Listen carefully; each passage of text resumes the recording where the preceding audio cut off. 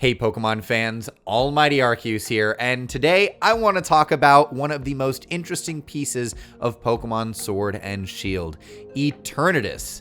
Now, I've loved playing through Pokemon Shield over the past few months. I think there's been so many amazing things that have been a part of the gameplay, from the max raids to the gym battles and just the general feel of the region of Galar. But one of the things that was relatively lackluster about this generation was the lore that was directly associated with the actual gameplay of Pokemon Sword and Shield. I feel like the story behind the legendaries left a lot to be desired, and as I walked away from that gameplay, I kept trying to think about how they might expand upon these kinds of things. Well, now we have DLC coming forward, and we have a few new legendary Pokemon, mythical Pokemon, that are going to make their appearance in the Isle of Armor and the Crown Tundra. But that still leaves a lot of questions about our original three legendaries, that being Zacian, Zamazenta, and Eternatus especially. So I decided to do a little bit of research on each of these, looking as deep as I could into the Pokemon Sword and Shield games, looking for all the lore that exists in there, and trying to figure out just how these legendaries fit into this larger scheme of Pokemon lore that's been set up for the past few generations. And boy, oh boy, did I discover a lot. You guys won't even believe how deep this goes.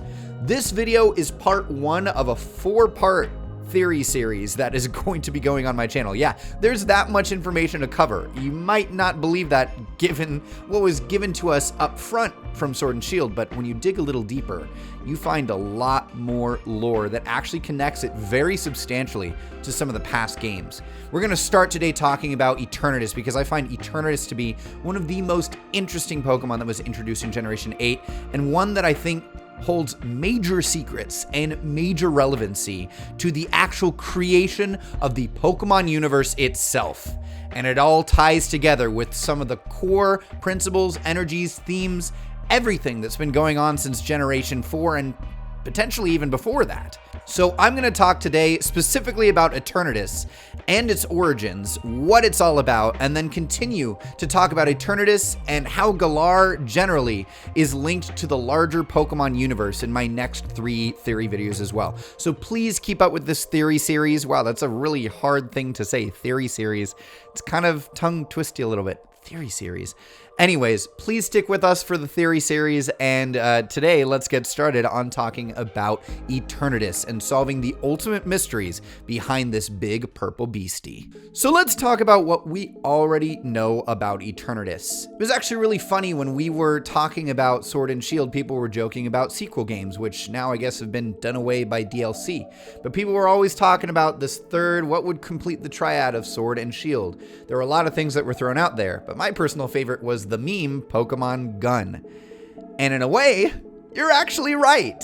Pokemon Gun actually would make a little bit of sense, considering the third in this trio that was presented to us in Pokemon Sword and Shield. Eternatus acts very much like a wave motion gun. It has the same sort of energetic pulsation that takes place, and it fires its energy beams in very similar ways. So in a way, Eternatus is Pokemon Gun. Wow, who would have guessed?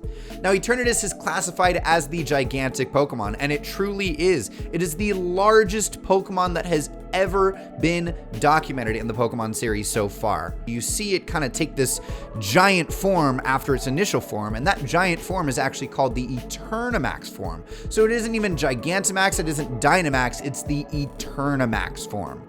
And one of the reasons I think that they lay it out this way is because Eternatus is said to be the source of all Dynamaxing and Gigantamaxing that takes place in the Galar region. It apparently absorbs energy that is ambient within the Galar region and unleashes it so that these Pokemon are actually able to Dynamax and Gigantamax. Now, cool, all that's great. It's a huge Pokemon, it has a lot of surging energy, it acts like a wave motion gun, I guess, but what does it all mean? What's the importance of this big purple energetic monster? I mean, it just kind of shows up out of nowhere in the third act when Rose is trying to resurrect and take its energy out, or whatever he says. It's honestly not even really explained that well. And then suddenly, you know, he's like, oh my god, this Pokemon's going to solve an energy crisis by unleashing the darkest day, which makes no sense. And then it becomes Eternamax Eternatus. That's what you see, that giant hand that's reaching towards you. But what does that all really mean? We really don't find out very much about Eternatus from what we get from the gameplay, aside from that it's associated with the darkest day, and that somehow it would be able to solve some mystical energy crisis thousands of years in the future. Rose, you're really crazy. Well, let's take a look at some of Eternatus's Pokédex entries to see if we can start digging a little bit deeper. In Pokemon Sword and Shield, these are the Pokédex entries for the base form of Eternatus, the one that you can battle with. You actually can't battle with Eternamax Eternatus. As cool as that would be, it's probably the most uber Pokemon to ever uber ever. It would outclass anything goes and have a tier of its own. The Pokédex entries for regular Eternatus say, the core on its chest absorbs energy emanating from the lands of the Galar region. This energy is what allows Eternatus to stay active. Now that's an interesting piece on its own. Let's take a look at the other entry. It was inside a meteor that fell 20,000 years ago. There seems to be a connection between this Pokemon and the Dynamax phenomenon. Now those initial Pokédex entries are pretty interesting, but take a look at what more we can unearth when we look at Eternatus's Eternamax form. As a result of Rose's meddling, Eternatus absorbed all the energy in the Galar region. It's now in a state of power overload. Wow, interesting. Check out the other one. Infinite amounts of energy pour from this Pokemon's enlarged core, warping the surrounding space-time. Whoa, these are some big revelations here. And this is where we start to figure out more about Eternatus. But there's one more piece of evidence that I want to bring into the fold here, and this is the final level up move that Eternatus can learn, called Eternabeam. Yes, it has two signature moves, both Dynamax Cannon and Eternabeam, and Eternabeam is really what unearths some extra details. This is Eternatus's most powerful attack in its original form. The user can't move the next turn. Okay, so let me recap here. Eternatus's original form was the Eternamax form that we saw at the final battle of the game. That's originally what it looks like. It doesn't look like its weird little dragon form. It's most powerful, and its actual original form is this weird warped curly hand monster thing that shoots beams out of it. That's fascinating. But there's some more evidence here that point closer to its origins and what exactly Eternatus is. And this comes from that Eternamax Dex entry. Infinite amounts of energy are pouring into and out of this being. This being is emanating infinite amounts of energy. It has all of this ambient energy from the Galar region that is now being channeled through it and then pushed out to Dynamax and Gigantamaxing Pokemon all around the region. It's unhinged. It has unbelievable power, the most power of any Pokemon we've ever seen. I mean, just take a look at those stats. Those stats are thick. Let me get this straight. This thing is the most powerful thing that's ever existed ever in the Pokemon universe? How can this be? Why would it exist this way? Where did it come from? There's so many questions. But there's a lot of answers too. I want to talk about infinite energy. Yes, it's been a hot topic of mine and many other Pokemon theorists ever since Generation 6, when the concept was first named. But interestingly, you can actually see some greater connections to infinite energy at large as far back as Generation 4. So let's think about what that might mean when it comes to analyzing all of this and pulling together the evidence that we have for Eternatus's existence. So, starting with Generation 4, in Sinnoh, we actually have in Pokemon Platinum, Professor Rowan actually brings into question what the energy that comes from evolution is. What is that? Where does it come from? Is it natural? Is it a part of the Pokemon itself?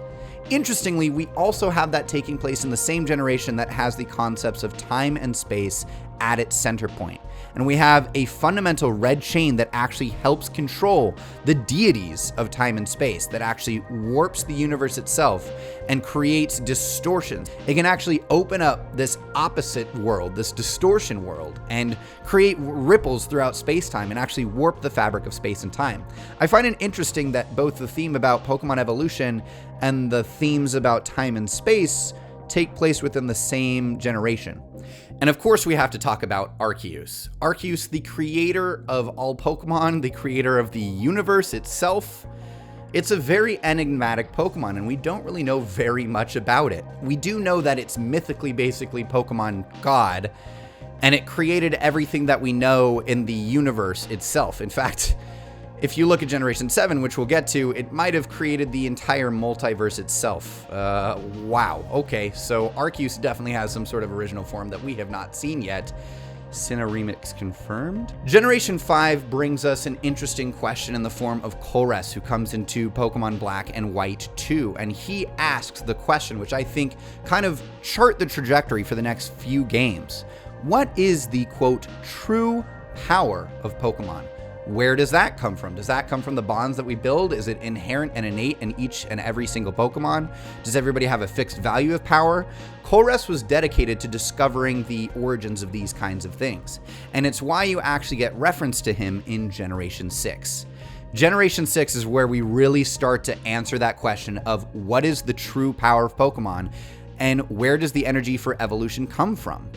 We have the introduction of the concept of Mega Evolution, and with it, Keystones, which are essentially these packed stones of energy that help unleash a Pokemon's hidden potential. Some Pokemons, not everybody. In fact, a lot of fan favorites. Charizard. It unlocks a lot of fan favorites' energies in order to expand their form and evolve past what it could initially do. So you get these kind of fourth pseudo-stage evolutions that require an item to evolve, but you get stuff like Mega Blaziken, Mega Ampharos, Mega Gengar. You get a lot of really powerful forms coming out of this method of evolution. And it is within Generation 6 where we get a lot of lore around where that energy emanates from. And we start to learn a lot more about the Pokemon world in general. This is where we get the actual introduction of infinite energy. We find out about the story of AZ and the Pokemon War. We learn that 3,000 years ago, AZ, who was at the time the king of the Kalos region, constructed the ultimate weapon in order to end a Pokemon war. And he utilized the literal life force of Pokemon themselves to channel into this ultimate weapon and shoot out an energy beam that would end the war once and for all. Now, in that energy beam, he was also trying to bring back a Pokemon, that being Floette, his eternal Floette. It's interesting that they call it Eternal Floette, by the way. Never released, but that Pokemon does exist. We have the data mined data for it. And, you know the myth. It's very sad. It goes away for 3,000 years because it's ashamed about the travesty that's taken place and the fact that life force energy of Pokemon has been utilized in such a tragic and terrifying way.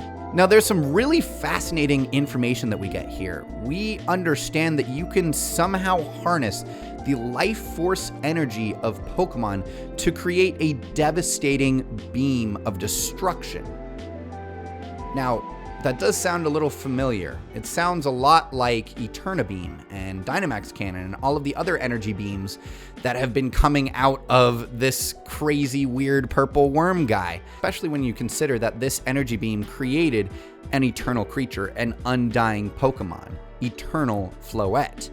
And eternal is a key term here, of course, because then we get to Eternatus and Eternamax, and the fact that there must be some sort of linkage between the energy that's coming out of that cannon and the energy that Eternatus is associated with. What could that possibly be? Well, cue the entrance of infinite energy. We learn a lot about this in the Delta episode of Pokemon Omega Ruby and Alpha Sapphire, and this was what, in my opinion, changed the Pokemon universe forever. We have the Devon Corp, who wants to replicate some of the practices of firing that ultimate weapon 3,000 years ago and creating basically a warp tunnel that literally warps space-time to fling an asteroid that's coming towards Earth to another dimension. The energy that was used in the canon 3,000 years ago is what is responsible for Mega Evolution. It's created these concentrated energetic ingots, these keystones.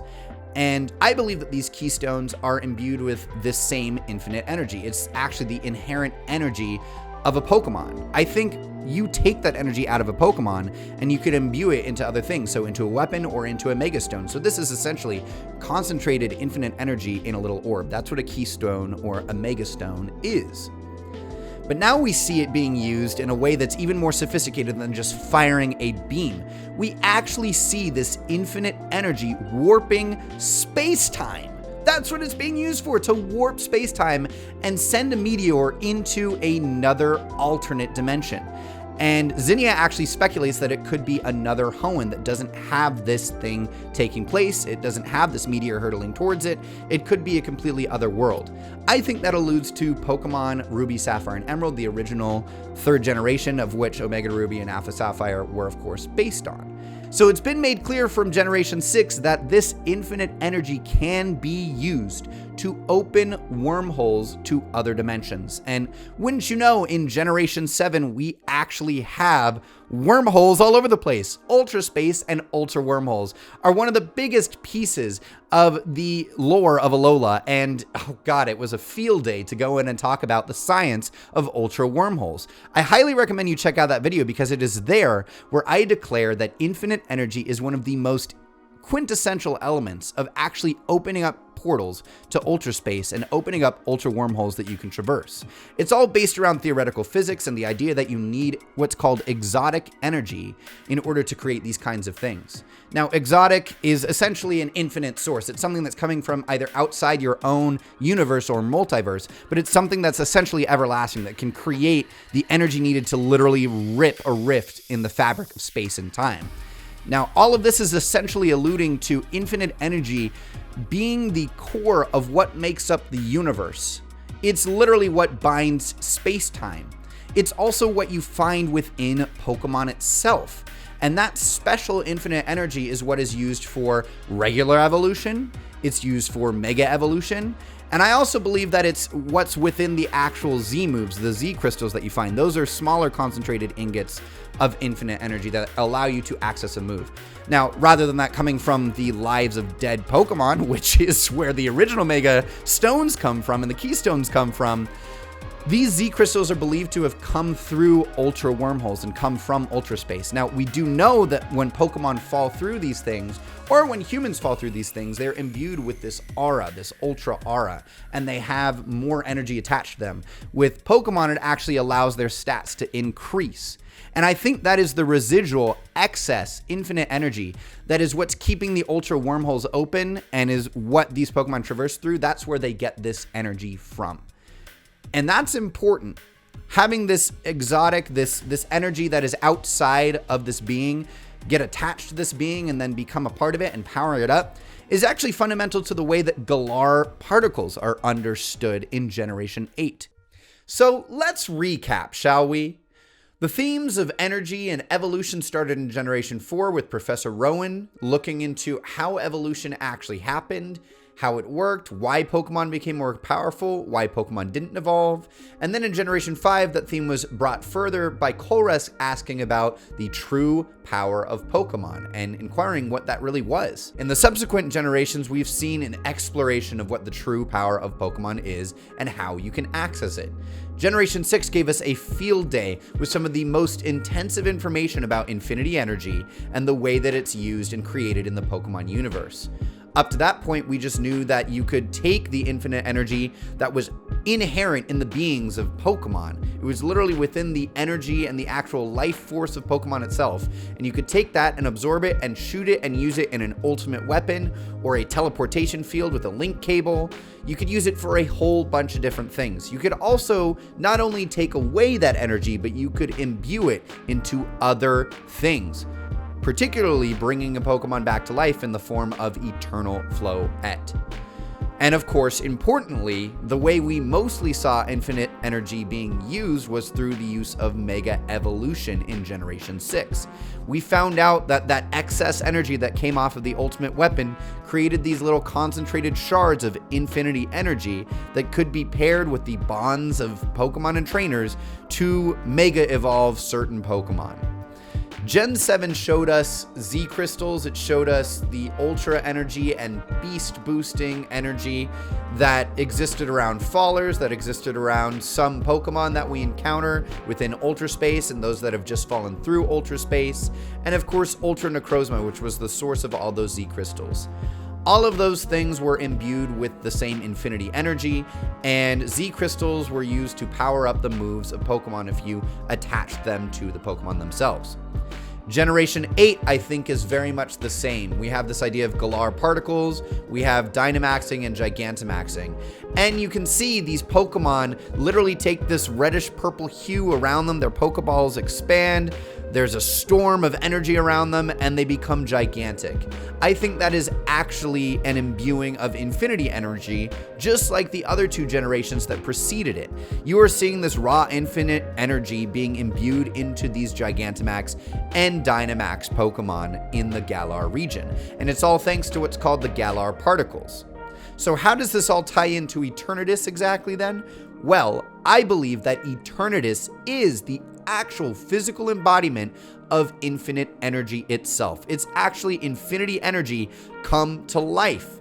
It's created a vessel around itself, very similar to Ultra Necrozma. Ultra Necrozma has that concentrated crystal, which supposedly is where all Z crystals come from, and then it has this dragon form that it takes around that crystal. It also imbues itself into the fused Duskmane and Dawn Wings forms, which take Solgaleo and Lunala. And that implies that it doesn't actually have infinite energy. It is based in infinite energy, but it needs to absorb energy from other sources in order to become its true form. It's most famously known as a Sun Eater, the Eater of Light, that is. Now, Eternatus in its original form absorbs all of the ambient energy in the Galar region. Now, it isn't as dramatic as the ultimate weapon. It's not sucking the life force out of Pokemon. In fact, it's kind of doing the reverse. Instead of it being like the ultimate weapon in that it takes away the life force and destroys, it actually distributes and redistributes the energy in the Galar region and gives it to certain Pokemon and makes them Dynamax and Gigantamax.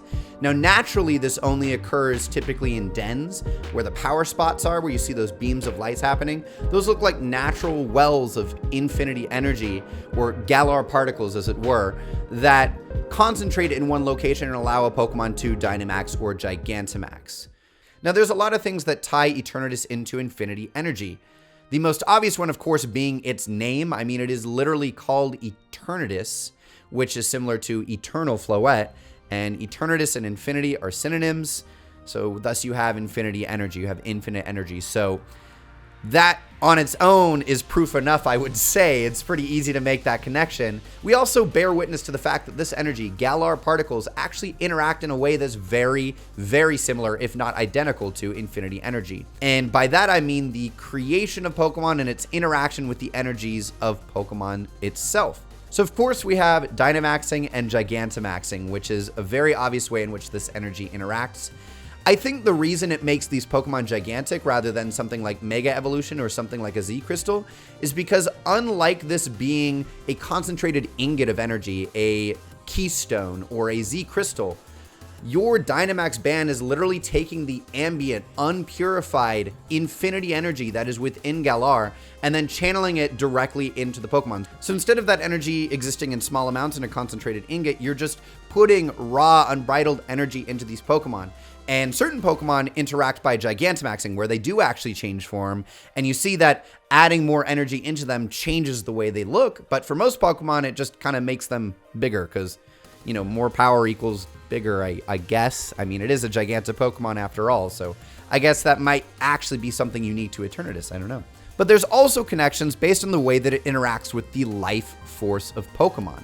For one thing, when you're doing a max raid, you actually see Pokemon get healed out of thin air.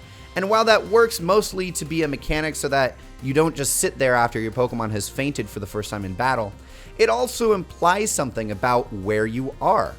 Why would your Pokemon mystically and magically revive from fainting? That doesn't happen anywhere else in the game unless you go to a Pokemon Center.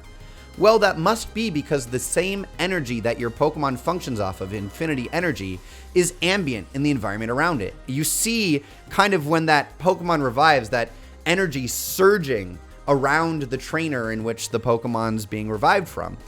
And from there, the Pokemon is then cast back out on the field. So my theory is that that energy that is reviving the Pokemon, that is bringing that Pokemon back to the fight, is that same infinity energy, because it makes sense. That's the through way that the Pokemon series has given us in terms of the way that Pokemon energy works. We also have another through way through a Generation 8 Pokemon. Let me introduce everyone's favorite useless Stonehenge Pokemon, Stonejourner. What's the deal with Stonejourner! Stonejourner is a very interesting Pokemon in that it really should have received a Gigantamax form that actually looks like the proper Stonehenge, but since it didn't, it's kind of a pretty useless Pokemon. Except for one fact, its ability, Power Spot.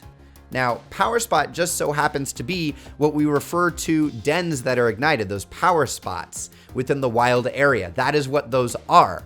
And so it gets you thinking, since Dynamax and Gigantamax energy is channeled through these stones that are sitting in nature, these dens, could it not have been that a large influx of these Galar particles, or infinity energy, animated these stones and brought them to life? These stones are in a circle very much like Stonehenge, so it's not that far-fetched to believe that Stonejourner was created from a massive influx of this Dynamaxing energy, of this infinity energy. Because we've seen before that infinity energy has the power to imbue life on lifeless things, and I believe that Stonejourner is an instance of that. So we have all of those things to show that this energy in Galar, these Galar particles, is the same as infinity energy. And by extension, Eternatus being the source of all that means that Eternatus is made out of infinite energy. You can literally see that spiral of raw, untamed energy within its chest piece when it's in its smaller form, and on top of it when it's its spinning Eternatus form. So now that we know what Eternatus is and what it's connected to, the last big remaining question is, why? Why does Eternatus exist? Why is there a Pokemon that is essentially the closest we can get to infinite energy without it being infinity energy itself? And the answer actually brings us all the way back to the beginning of our discussion here when we started talking about Generation 4. Generation 4 lays out a lot of the baselines of the lore of the creation of the Pokemon universe. And one of the most important things that is noted is that Arceus created the universe with its 1,000 arms. That's one of the myths that's created in the Diamond and Pearl Pokedex for the Pokemon Arceus, which was not actually attainable in those games through those methods. So you'd have to go back and give it an event Arceus or something in order to find those Pokedex entries. But if you did, that is what you would discover. And it's something that has sat for a long time as kind of an unanswered question. For a while, people thought that those 1,000 arms were represented by Unknown, which appeared when Arceus was creating Dialga, Palkia, and Giratina at the Sinjoh ruins in Pokemon Heart Gold and Soul Silver. But that never sat well with me as a Pokemon theorist and creator, because they aren't arms, and although they could be metaphorical arms as an extension of Arceus, and there is some sort of relationship between Arceus and the Unknown, which we might have to explore in another theory, I don't actually think that they are what makes up the 1,000 arms. I think what makes up the 1,000 arms is this literal giant arm that is Eternamax Eternatus.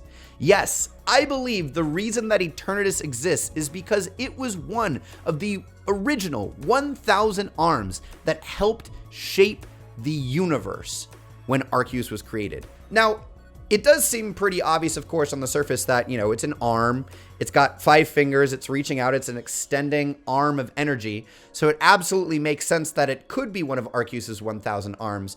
But in addition to this, based on the fact that Eternatus is made out of infinity energy, it adds a lot more credence to this theory, because infinity energy is what makes up the fabric of space-time. We know from Generation 6, from Omega Ruby and Alpha Sapphire, that it has the power to warp space and time. We also saw this through Ultra Wormholes in Generation 7. So it makes sense that if you needed to craft the universe, if you needed to literally pull together space-time in its original form, you would utilize this infinity energy and mold it itself. You would need this raw infinity energy. So it makes sense that if everything is tied together by this one energy source, infinity energy, that you would need a vessel or a conduit by which to mold and shape that raw energy. And I believe Eternatus was that shaper. It was Eternatus, perhaps even before Dialga and Palkia, that actually pulled together the fabric of space-time And then Dialga Palkia were created, of course, and you had time beginning to spin and space beginning to expand, but the actual creation of that matter itself being shaped by Arceus, as it was mythically implied, was all Eternatus' doing. Now that brings me to the end of part 1 of this theory, but we still have to figure out, now that we know exactly what Eternatus is, how it came from Arceus originally, and it was one of the original 1,000 arms that shaped the universe itself, we need to know what the heck it's doing in Galar, and more so, why it's important to Galar's history. And this is where we're going to start tying in some of the more deeper lore that's existed throughout all of these generations when it comes to the plot, when it comes to the wars, and of course when it comes to the darkest day. Eternatus is tied not only to the darkest day in Galar, but perhaps the darkest day in Pokemon history. But for that, you're going to have to subscribe and get that notification bell rung so that you'll find out when part 2 of this theory comes out. I'm AlmightyArceus, thanks so much for watching, and please feel free to check out some of my other remixes and theories that I have on this channel. It was a lot of fun making this video. It took forever to edit, but finally, you're witnessing it now, so hopefully you enjoyed this. Tell me what you think about my theories about Eternatus. Did I miss pieces of evidence? I'm sure there's lots of evidence that really pulls together these strings and shows that Eternatus, its name literally being infinity, is connected to infinity energy.